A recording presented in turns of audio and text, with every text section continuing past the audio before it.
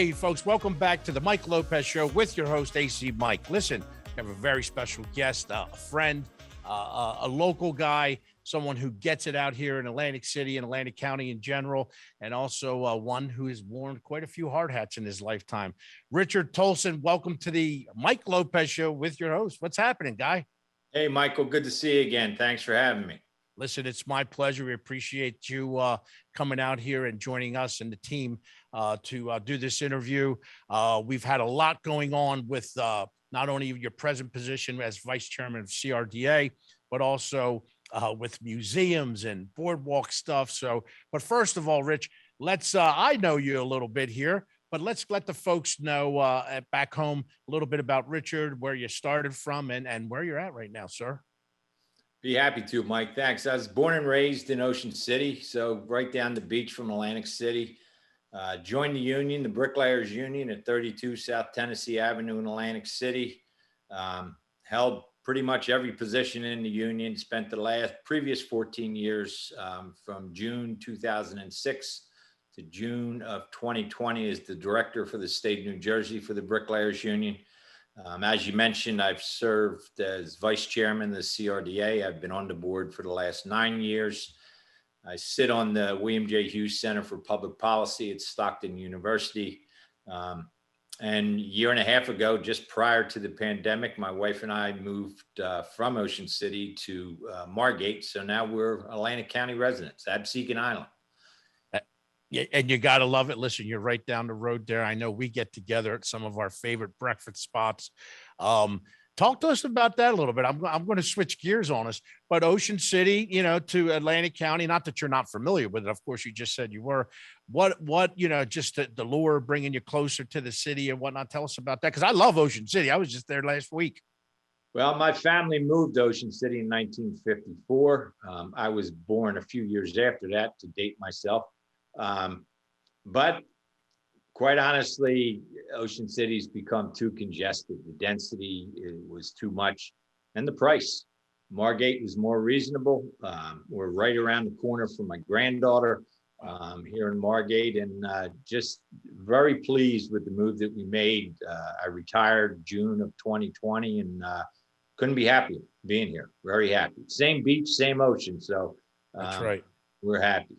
That's right. And Richard, some of the positions that you've held, you spoke a little bit with the CRDA vice chairman, but talk to us a little bit about some of the, you know, to get where you were in the unions. I mean, you folks, you guys, you men and women built this city from the time, I want to say, the mid 70s and prior to that. But, you know, everybody kind of goes to the casinos and whatnot.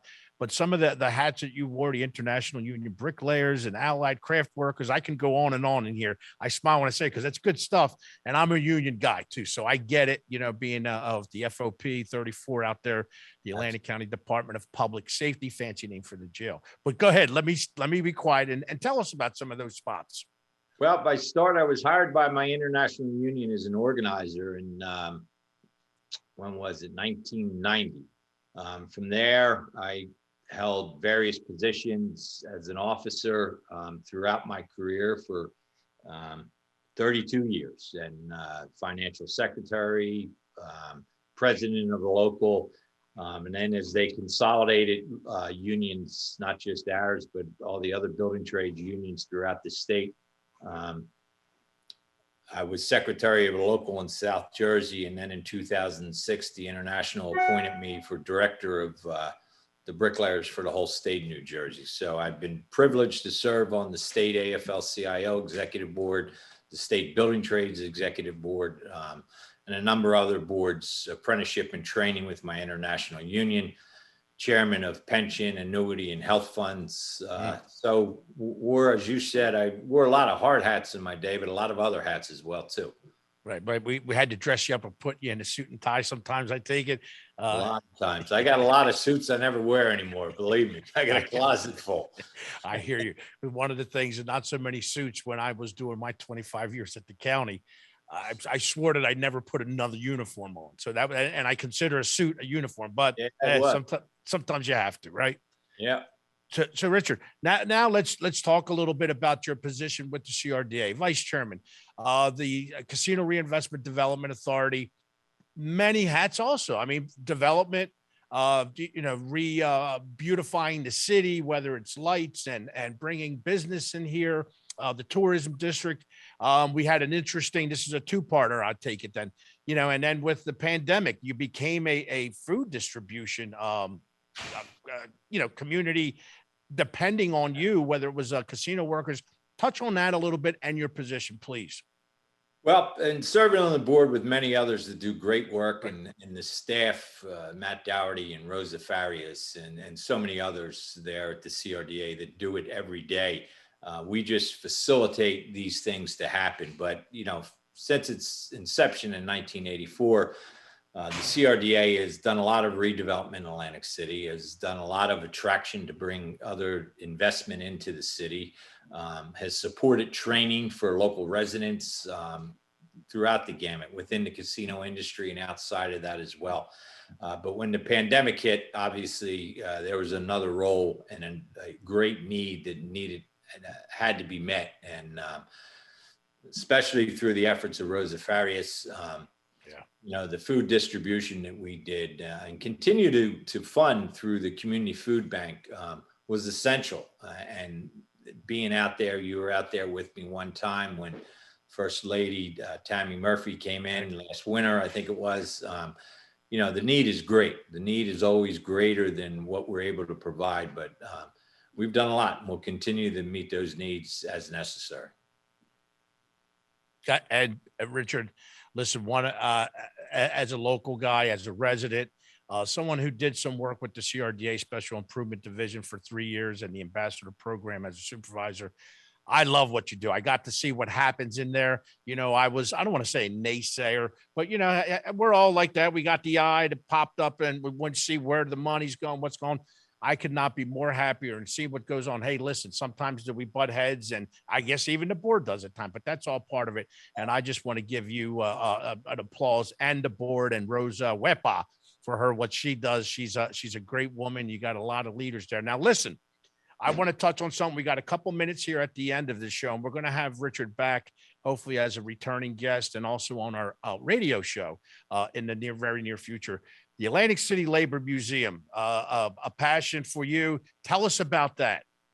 Well, it certainly is a passion, and something that I felt the need since I retired that needed to be recognized.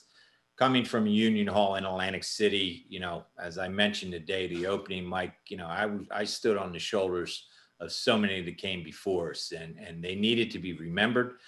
Their efforts, their sacrifices, their commitment, their successes needed to be acknowledged.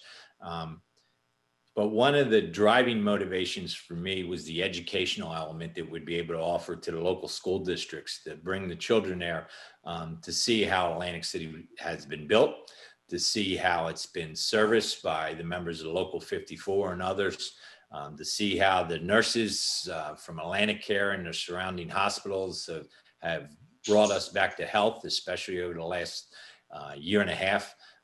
The teachers that educate our children. The museum recognizes all the labor unions, not just the building trades, but all the labor unions, the police, the fire that protect us. So it was a passion for me. It was put together pretty quickly. The idea was brought together about mid-April, and we opened on September 3rd. It's going to continue to grow and evolve. We've had other show interests since the opening. We're going to keep it fresh and move things around and bring in new displays. But you were up there, you saw it. It's a great spot at the entrance of Boardwalk Hall, right off the boardwalk, across from the Workers' Memorial Monument.